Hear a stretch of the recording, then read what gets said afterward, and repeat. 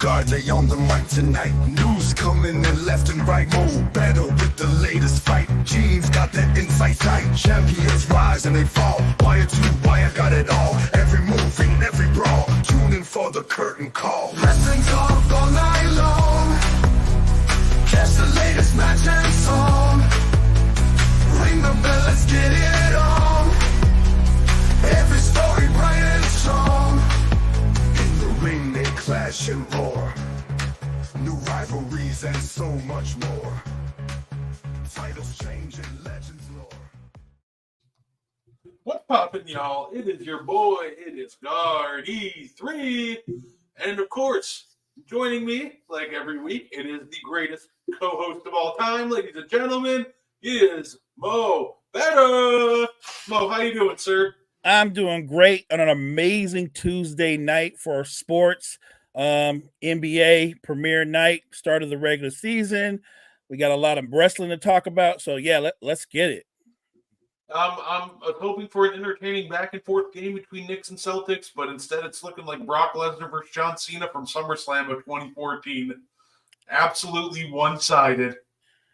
So that's one of those games where if you're calling it, you start getting into a lot of trivia. No, absolutely. But, you know, we're here to talk about basketball. That's actually right after this. We'll be doing a watch-along of Lakers-Timberwolves. Quick announcement. It's going to be a lot of fun. No doubt. But let's talk about some wrestling. And why don't we start off with the big news that really caught everybody off guard. Samantha Irving is leaving WWE.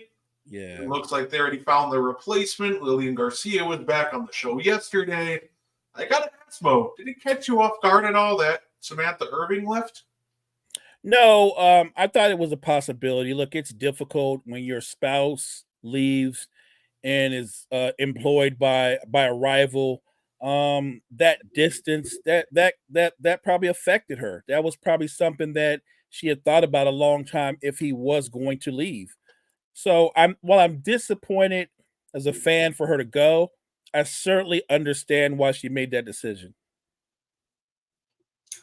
Yeah, fair enough. I figured the writing just might be on the wall. You know, once Ricochet left, you know, and her husband went to AEW, it just kind of felt like you part of you didn't expect it to happen because she was only getting more popular by the week. She was. But at the same time, like, family comes first to a lot of people. So I will never blame anybody for really just following family and just wanting to be with their family as much as they can. So Agreed. She might go to AEW. She might not. She's a very talented singer. She's got a lot of different skills. And she debunked the tweet that we saw because there was a report that came out that said, well, she put in her resignation just hours before the show. And she actually came out on Twitter and debunked that and said months. So this has been, you know, down in the pipeline for a while. So right. Congratulations to, you know, the awesome run that she had. Hope whatever she does next goes well for her. I know it will. She, you know, kills it seemingly in everything that she does. And, you know, hopefully we'll see her back one day. Yeah, and like you said, she's very talented. I could see her being very successful doing commercials or something of that nature. With that kind of talent and that personality, the sky's the limit for her. And as a WWE fan, like you said, if Lillian can make her way back at some point, maybe we'll see Samantha back in WWE. No, for sure. Speaking of, you know, Raw and Lillian Garcia, it was quite the night last night. We're getting Bronson Reed versus Seth Rollins at Crown Jewel. That should be a lot of fun. It's shaping up to be quite the event. We're going to get Cody Rhodes Gunther at Crown Jewel. Now Seth Rollins versus Bronson Reed. I remember when Crown Jewel first started, and I'm not going to lie, I fretted those events because of how poorly everything was always booked going into them. They'd always bring out the legends and then put them in the absolute worst spots. Right. It would just be an absolute train wreck. There's some matches from that event that I still refuse to acknowledge happened, like DX versus Brothers of Destruction.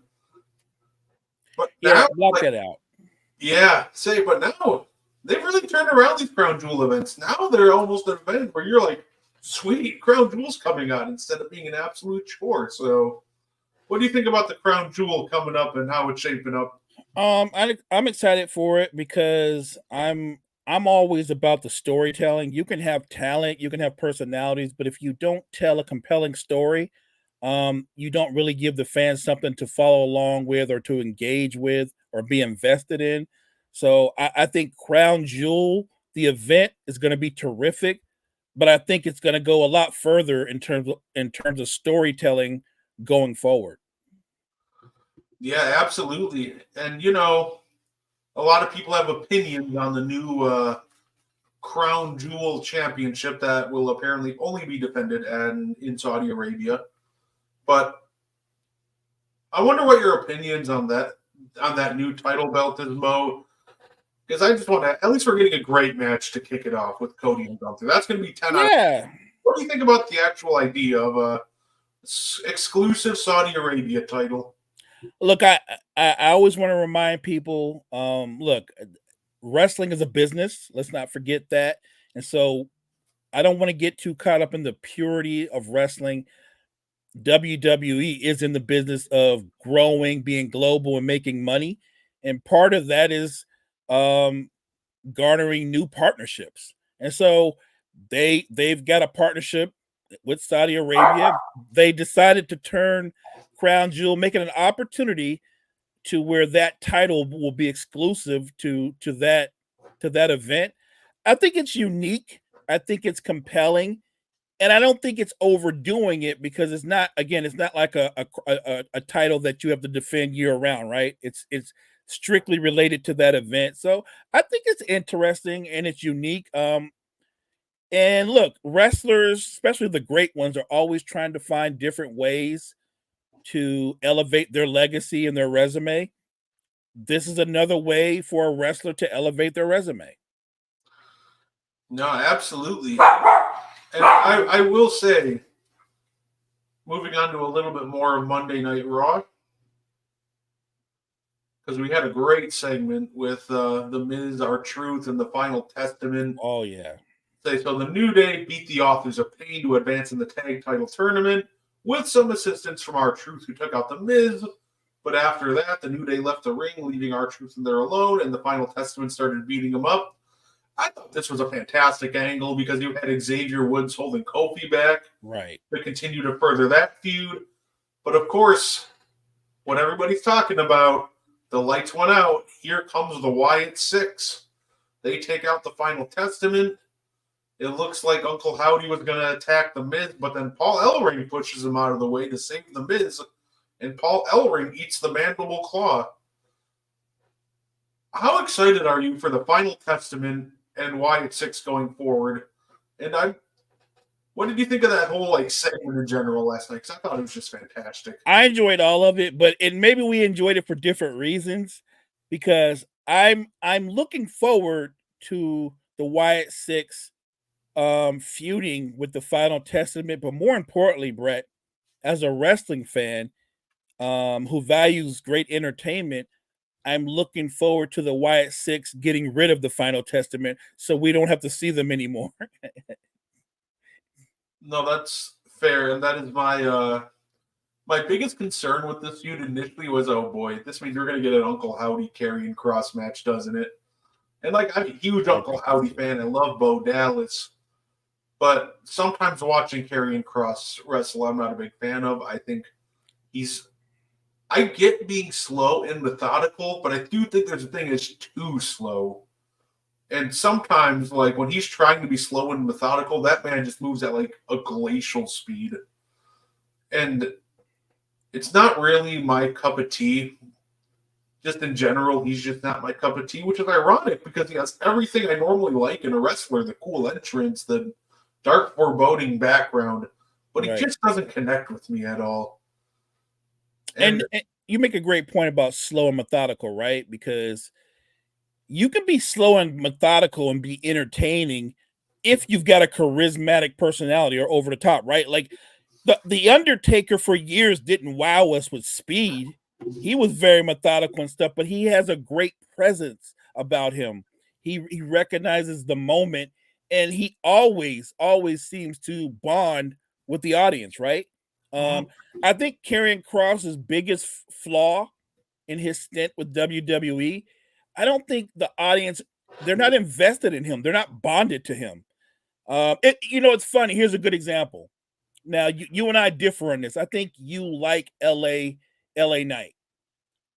I'm from LA and I can't stand LA Knight. Can't stand him. But to his credit, he has a bond with the audience. They're invested in him.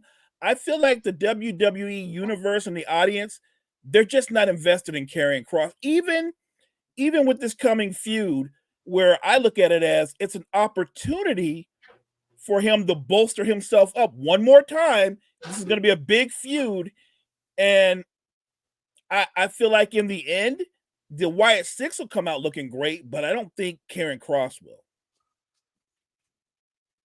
So LA Knight has grown on me because my thing with LA Knight is I like everything around him except him. I wasn't a big fan of his in-ring work because, like I said, there was methodical, and then to me, he was a little too methodical. Like, I like people that work methodical, but with a little bit of urgency. And for a while, I just thought he was too slow, and his matches just weren't very entertaining unless he was in the ring with like somebody who could really pick up the pace. Right. But I think he's gotten better in the ring, and to his credit, he finds a way to connect. And he has like a rare charisma that not everybody has. Yeah, I won't argue with it. I don't get it, but I don't argue with it. No, fair. And of course, and one thing I do love too is I just love faction warfare in general. That's why I love the Shield and their battles with like the Wyatt family and Evolution. And we are getting more of that. And I'm super happy because not only are we getting Wyatt 6 versus Final Testament, it looks like we're getting new Bloodline versus old Bloodline. We had Braun Breaker versus Jey Uso in the main event, and Braun Breaker won due to interference from the Bloodline. Now, I think this should be really interesting, Mo, because it almost looked like Solo saved Jey Uso from a spear from Braun Breaker. Right. But then Fatu still ended up, kicking Jey Uso in the face. Right. It makes me think, like, sure, maybe, like, saving him was a ploy, but also, is there going to be dissension in the Bloodline? Because maybe did Jacob Fatu do something that, this tribal chief there, Solo Sikoa, said, didn't say he could? Because it looked like it, for all intents and purposes, Solo saved Jey from getting torn in half from a spear. So, do you think that as we approach old versus new Bloodline, do you think they were really there to help Jey like Solo, or do you think they really wanted to cost Jey like what Jacob did? Or maybe was it both?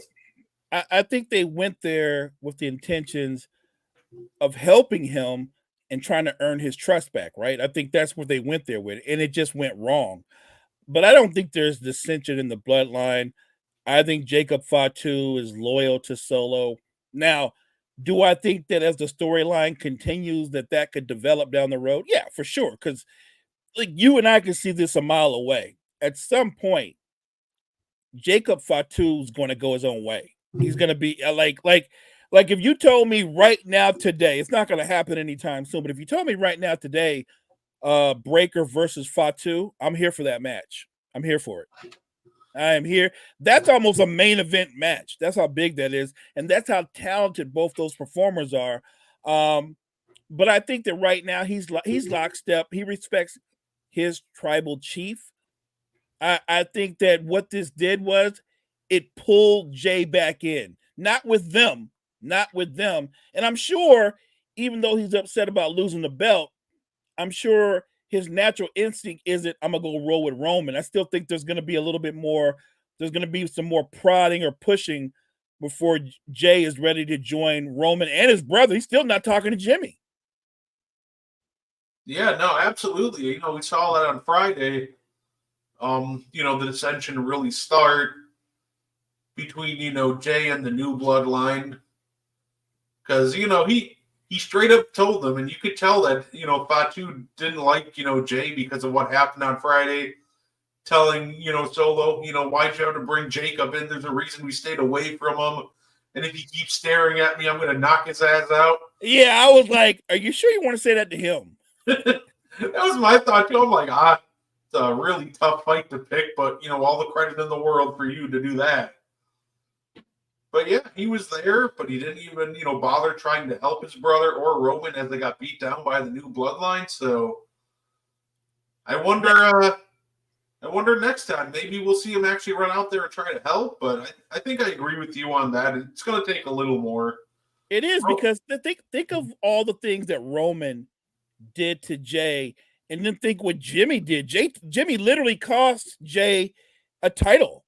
He caused Jay a couple of matches and ultimately outright turned on him. So if you're Jay Uso, you're like, I'm not down with the new bloodline, and I ain't speaking to the old bloodline. Like, it's gonna take something dynamic for Jay to come back, and my guess is it's probably gonna be like a good old fashioned beatdown from Jacob Fatu and the other guys, and maybe Roman come out and save Jay. And even then, I don't know how he responds, but it's going to be something like that before they pull Jay back in. I am absolutely just waiting for the return of the wise man. I've absolutely missed Paul Heyman, but it almost feels like they're waiting with Paul Heyman. It almost feels like they're just waiting for, like, I don't know, maybe like someone like The Rock to come back. Don't forget, yeah, he's part of this too. Yeah. I think the problem bringing back Heyman now is who's he really going up against on the microphone? As great as Solo's been improving, if Paul Heyman just starts going in on him, he's not going to have an answer. Paul Heyman is just way too good at what he does. I think part of the issue is you bring back Heyman, and he does what he does, and you almost start to accidentally bury the new bloodline. And that's not anything that the new bloodline does. That's just how good Heyman is. Yeah, you know what? You make a great point. Like, for everything the new bloodline is and everything they've done, and you're right, Solo has made some strides in terms of his mic skills. They do not have anything close to the level of Heyman to rebut anything he says. Because not only is he brilliant on the mic, he's naturally, Brett, you know this, he's naturally very quick with it. So if you say something, he can respond like lightning quick, and it's going to be a razor sharp, devastating response. So I think it's smart to keep him out of this, because him coming back into it and getting on the mic, like you said, it would actually bring the new bloodline down a notch. And I don't think that's what they're trying to do. I think they're trying to elevate them, because if they elevate them, if they put them on blast, put them in a spotlight, it's going to make the feud that much better. I love these faction feuds. I'm with you. I love it, because what happens from a faction feud, eventually there's going to be a winner and a loser, but there's also going to there's always going to be a new person who becomes a star on their own, right?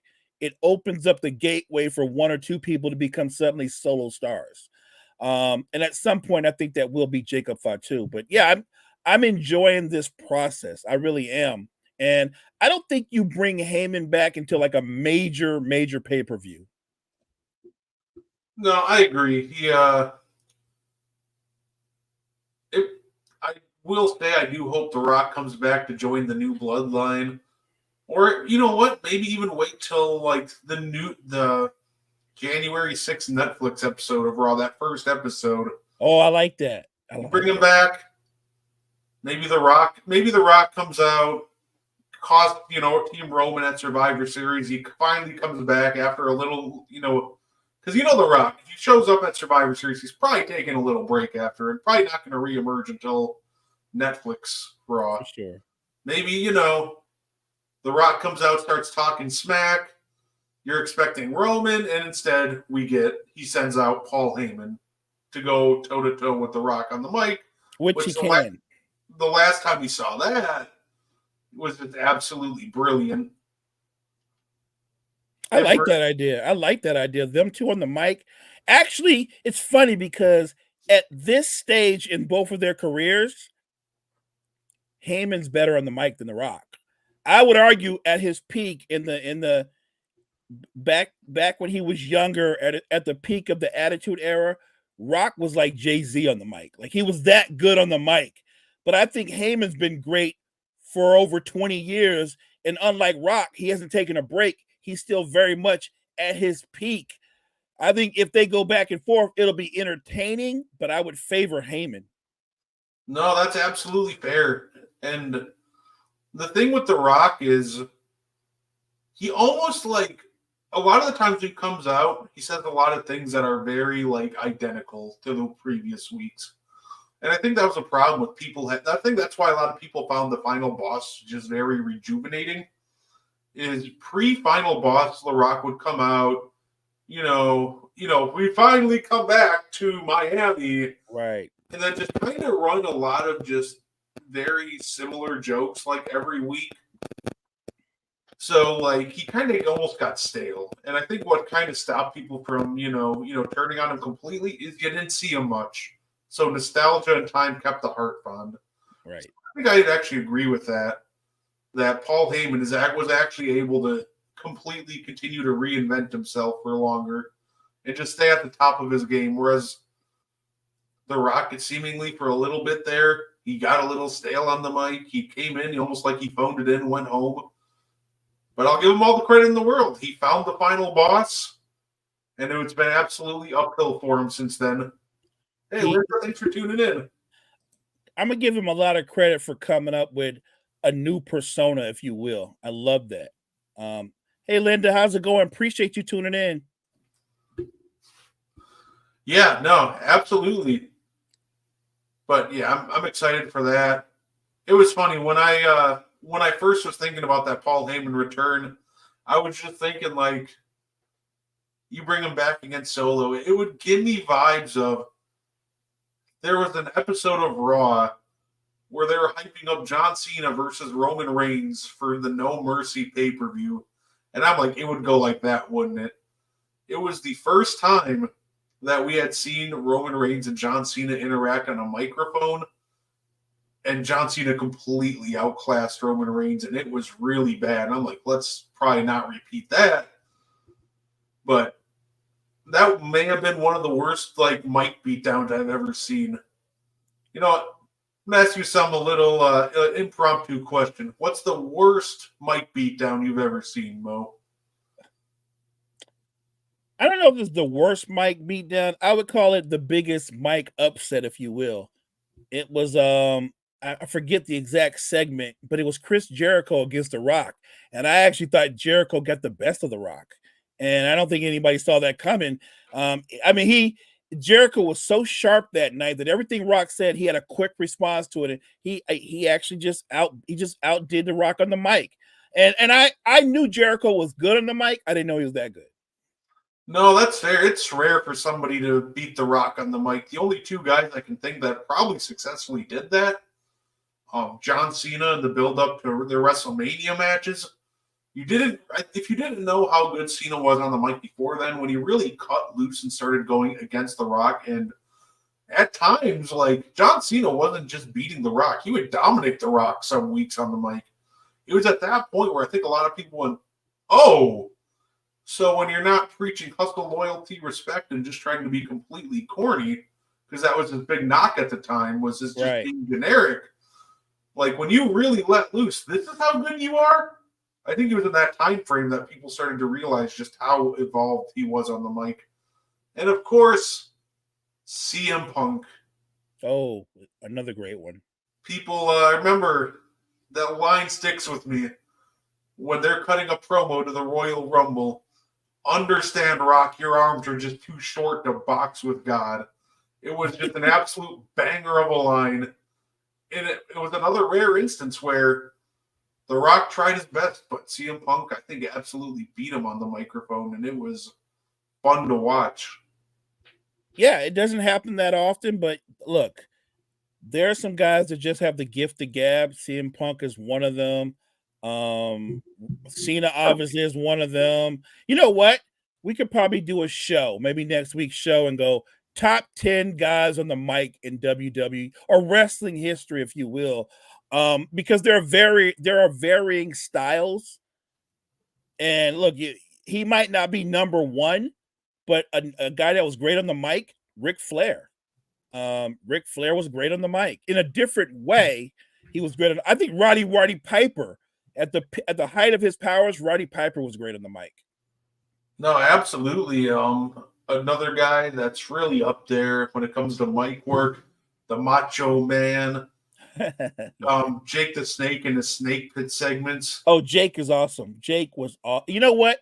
He literally lived his character. Like when Jake the Snake or he spoke, it didn't seem like it was a promo. It felt like it was his real self.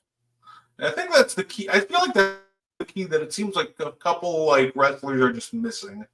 Like sometimes it comes off like a little too forced, but there are just some guys like Jake the Snake, Roddy Piper, that everything just flows so naturally. Like, I'll even shout out MJF and AEW. When he really gets going, he's up there with some of the greatest mic work I've seen. This is a little bit before your time. I think he still works with the company, but when he was at the peak as a performer, Michael Hayes, leader of the Freebirds, Michael Hayes was a monster on the microphone. Yeah, no, I got you. I haven't really watched too much Michael Hayes, but I've heard stories about how just great he was on the microphone. And of course, I forgot to ask you last time we were on, Mo. Did you get to watch the Vince McMahon Netflix documentary by chance? You know what? I might be the only one who's a wrestling addict that haven't watched it yet, only because I have so many things in the queue. And see, I'm in a different situation than you. So I've got teenage daughters, and whenever I lose a bet, usually with them, the bet is I have to watch some anime thing that they love, and then I have to watch the anime thing. And I'll be honest, I'm trying to get into anime, but I'm not where they are. But currently, she has me watching something that I think it's called The 7 Deadly Sins. Oh, that's actually a great one. Actually, I go to AnimeCon every year. Oh, okay, so then you can relate. You guys would have a ton to talk about. She's got me watching that, and I don't want to mess this up, but I think the name of the other one that I'm watching, so we go back and forth. I think it's called Demon Slayer. Maybe I'm wrong. Slayer, yeah, that's a popular one. Okay, yeah. So I'm watching both of those right now. Yeah, I've taken a little break from watching anime, but every year I go to the anime convention with some friends. I thought about dressing up a couple times. She dresses up all the time. She goes all in. She spends $200 to $300 on her costume, and then she goes there and spends another $300 or $400. I will say I got a couple of wrestling idea cosplays to wear there, since just dressing up is fun. Couple of them I have in the pipeline are The Fiend and Uncle Howdy. Oh, The Fiend. You know what? If I ever went to something like that, I've always wanted to dress like this cat because I just think that he's funny, and his outfit and the way he dressed was funny. Remember the guy that was a manager from back in the day? Remember Slick? Oh. I'm just going to dress up like Slick and look like a pimp. The funniest one I saw that was actually wrestling related. Do you remember the Fashion Police with Tyler Breeze and Fandango? Yes. There's actually people the one time that came to AnimeCon dressed as the Fashion Police, and they were just walking around critiquing everybody and how they were dressed. It was really funny. That's a smart bit. That's pretty smart. Good on them. Absolutely. And of course, the other fun thing that's happening right now, I love what they're doing with Kevin Owens. I gotta say it. There's rumors that his contract's expiring. So what are they doing? It almost seems like they're turning it into an angle. He's releasing videos on Twitter. He's jumping Cody Rhodes at his tour bus. Looks like we're going to get, I'm guessing, at Survivor Series, Kevin Owens versus Cody Rhodes. What do you think about how they're handling this whole Kevin Owens, situation so far? So I don't know about you. I've always been a big Kevin Owens fan going back to his debut, but the best version of Kevin Owens for me is when Kevin Owens is a heel. I love Kevin Owens the heel. And I get it. The rumors about the contract being up. I think to maintain Kevin Owens and make him relevant, you had to make him a heel again. He's at his best as a heel. This idea, and he said something that's kind of true, right? Cody's got this thing, whether you like it or not, it is true. He's basically buddy with everybody. You can't really be buddy with everybody, right? Because you're in the business of competition. You're wearing the belt. How friendly can we be when you know and I know I want what you have on? So Cody didn't really embrace the conversation, but Owens brought up something that is factual. Cody wants to be liked by everybody, and that's almost impossible to do. Yeah, no, absolutely. I agree. Kevin Owens as the bad guy is the best one. I remember watching him debut in NXT, and he really set the tone for the rest of his tenure when he came out to congratulate his best friend Sami Zayn just to powerbomb him on the ring apron 2 minutes later. I remember that. I'm a big Kevin Owens fan. He was actually, shortly after he debuted, I bought his t-shirt. He made a quick impression on me. I love KO, and I agree. Heel KO is the best one. I don't think it's that close. I think the only time where I really thought like good guy KO is as good as bad guy KO is when he cut that scathing promo on Shane McMahon when he was feuding with him. How he told him nobody wants more Shane McMahon screen time and just went crazy. But other than that, yeah, bad guy KO for sure. Yeah, because I think when Kevin Owens is a heel, then all of a sudden it opens up all these avenues where I can see Kevin Owens wearing gold again, right? I can see that. I could see Kevin Owens beating a breaker for the belt. I could. As a heel, I could see that. Because the heel version of Kevin Owens is so much more dangerous than the face. I will say, I would love to watch KO go back to using like the pop-up powerbomb as a finisher.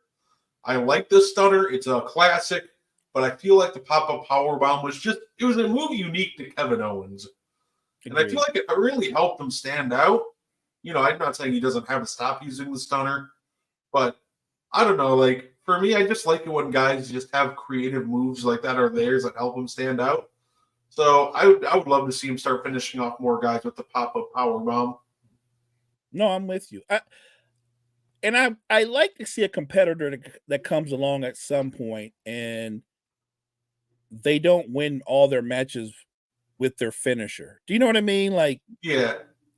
Like, that to me is more compelling because everybody knows everybody's got a certain finisher, but I'm always more excited or more surprised when somebody wins a match outright without using their finisher.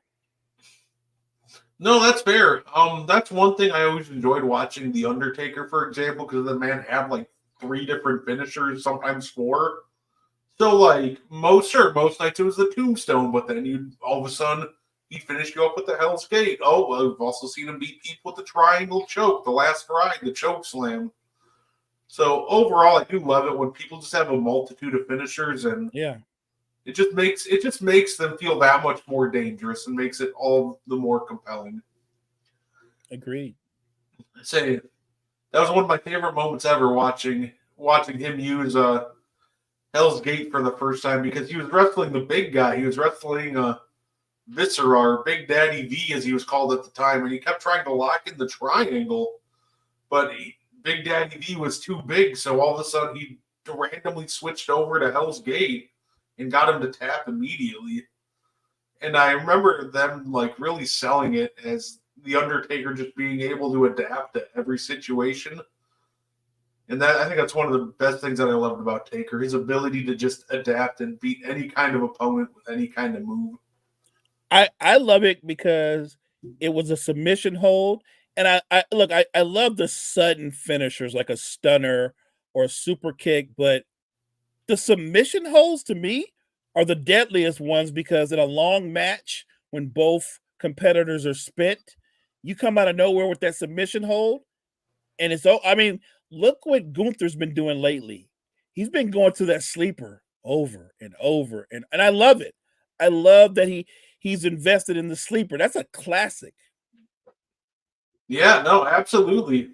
I remember Hulk Hogan saying he wishes he finished the guys off with the sleeper instead of the leg drop because of how much the leg drop messed up his back and legs later on in his life now.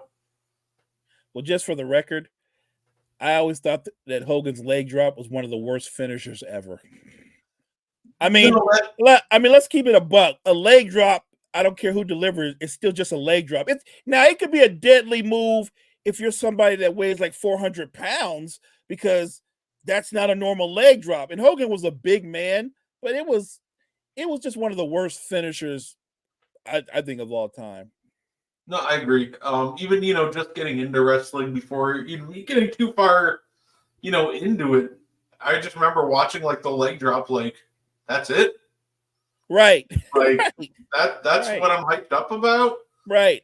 Like, and remember the match? It was like the biggest match of Hogan's career. It's him versus Ultimate Warrior. Remember that? Yeah. And the match is coming down to near the end.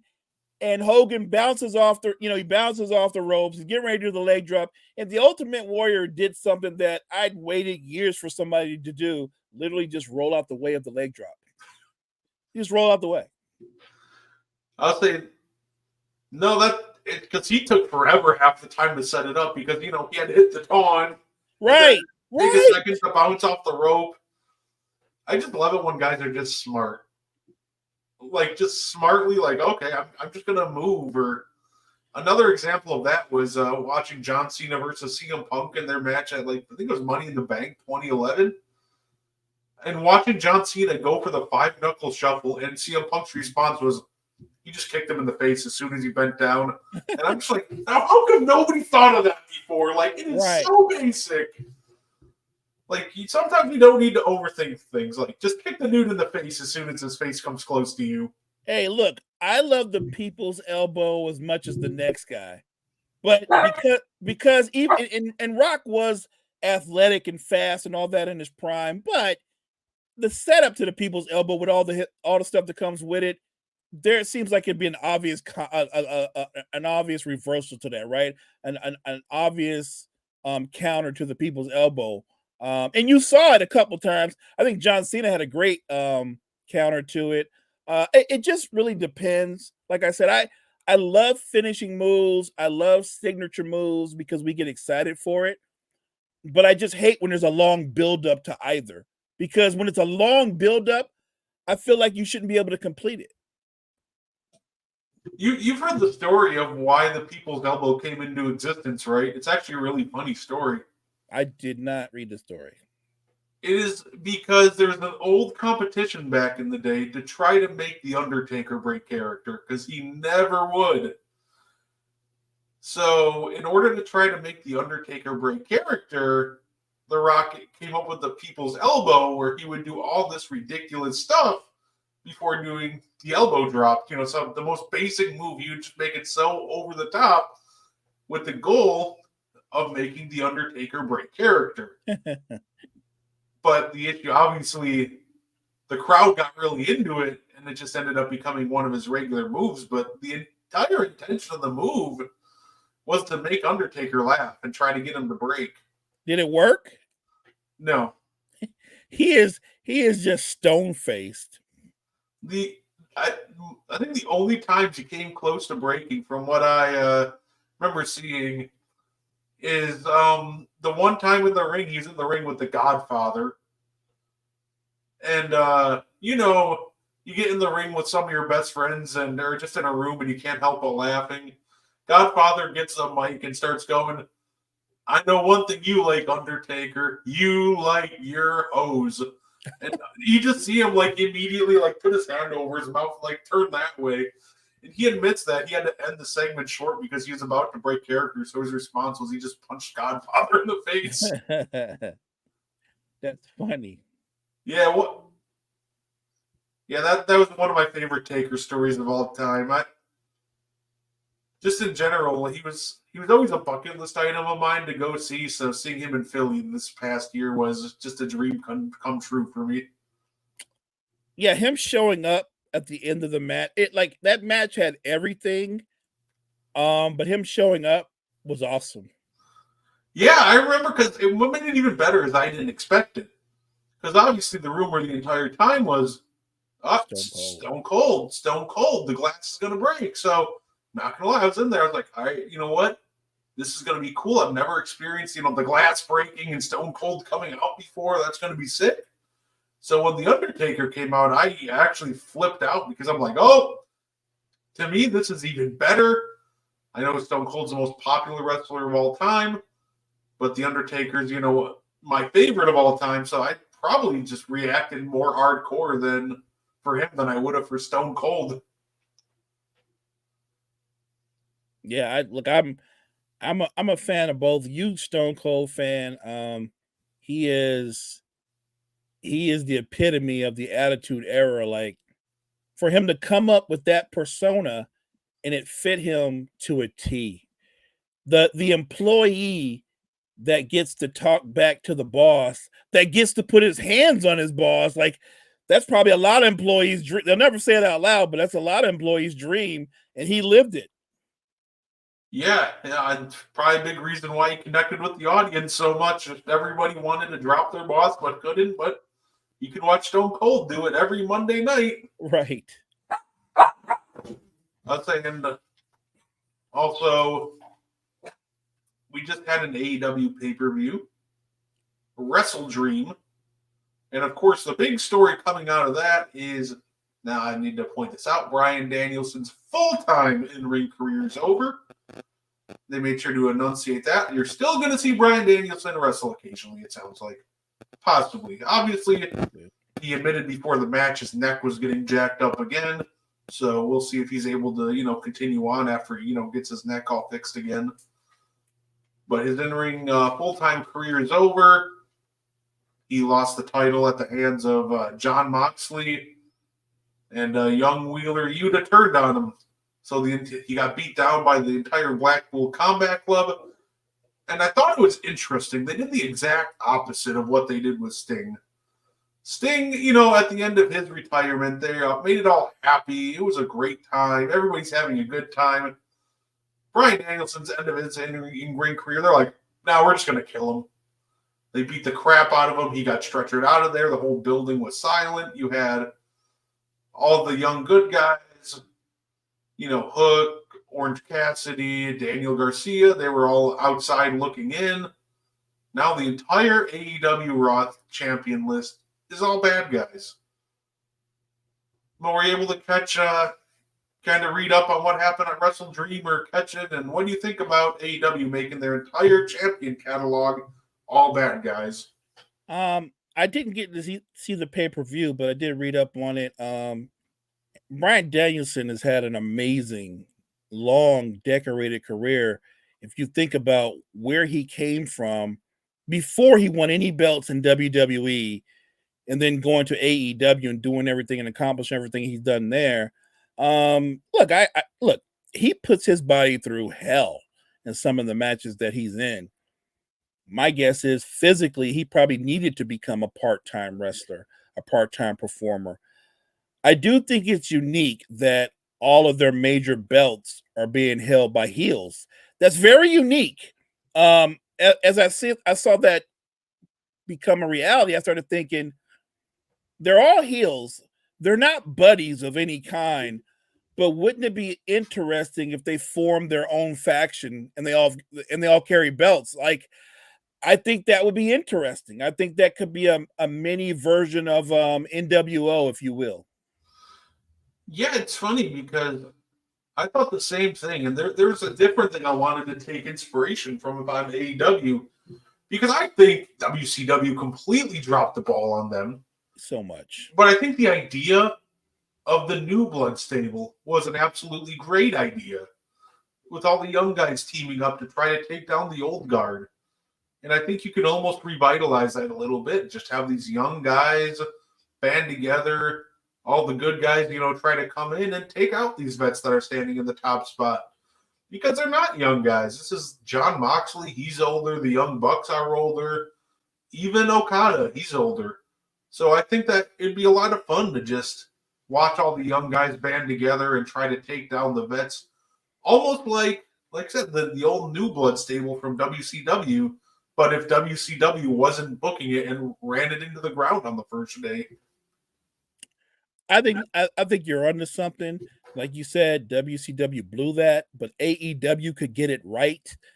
It can be a feud, if you will, that could extend for months. But eventually, if you want to do it the right way, eventually at some point, the new guard wins out, right? The new wave win, because that's what wrestling is. At some point, the next guy up, the next wave of stars comes up, and they become the main eventers, the headliners. Yeah, I'm with you on that. So I think they could do a lot with that if they took that path, if they created that storyline. And I hope they do. I hope they're listening because it makes so much sense. They could do so much with it. I'm actually a huge fan of Hook. And look, by proxy, because I was a fan of his dad's as well. But I think you can do a lot with some of the younger stars in AEW going up against these veterans. I'm not saying they take their belts right away.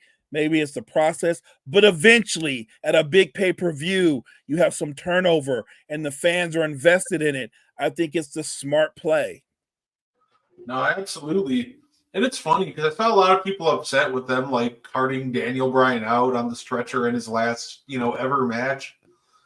And my response was really simple to that. It was, do you really think Bryan Danielson couldn't dictate how his last full-time match went? I'm guessing if he really wanted to, he didn't have to do that.